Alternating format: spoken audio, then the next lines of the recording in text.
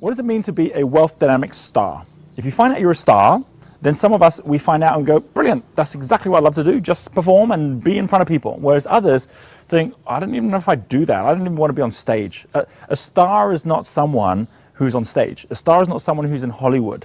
A star is someone who knows how to shine their light onto others, not on themselves, but onto others. Someone like Oprah Winfrey does far better shining her light on others than trying to shine it on themselves. And so the key to being a star is to know that you have the ability to personify, because you can think on your feet. You're someone who can actually not just see through intuitive thinking, newer, interesting ways to do things, but how it relates most effectively to the people who get attracted to you, to your brand. So the most key thing being a star is your brand. It's about, what do I stand for as a brand such that I can personify other people's products? I don't have to create the products. Oprah Winfrey didn't have to create the products. Martha Stewart doesn't have to create the products. There's a brilliant example of a star, Arnold Schwarzenegger, who's gone through 3 different industries.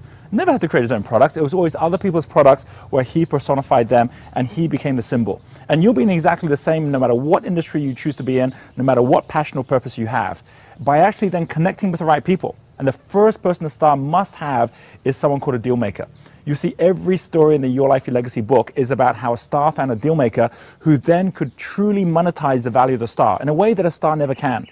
And then from the deal maker who's out there making all those connections, which allows the star effectively to be less accessible, because you're going to find that the way you make more money is not by doing more, but actually by doing less and magnify that more. The deal maker allows themselves to be more accessible, and then from that deal maker, the second person you need to find is a lord, who's someone who is on the steel side, making sure all the structures are done. Now, by the way, if you're someone who's listening to this not from the point of view of an enterprise, and you're not thinking about the enterprise prism in the wealth spectrum, but you're actually thinking more about the foundation prism, like, I just got to get started, you're going to find that there are certain things that stars do very well and do very badly within a team. So knowing which is which allows you already to say, people, I won't do that, but I will do this.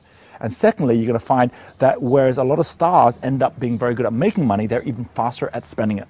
So whereas it's kind of okay for some others to read books about how they just have to cut up their credit cards and just count the money, you're never going to do that. Even if you try doing it, it's going to feel like hard work. So the most fundamental key as well is the team you put around yourself, starting the deal maker and the Lord, or others around that area that allow you to be who you're meant to be and to step into your flame. Fundamental key to a star is you know you're a star when you're sparkling.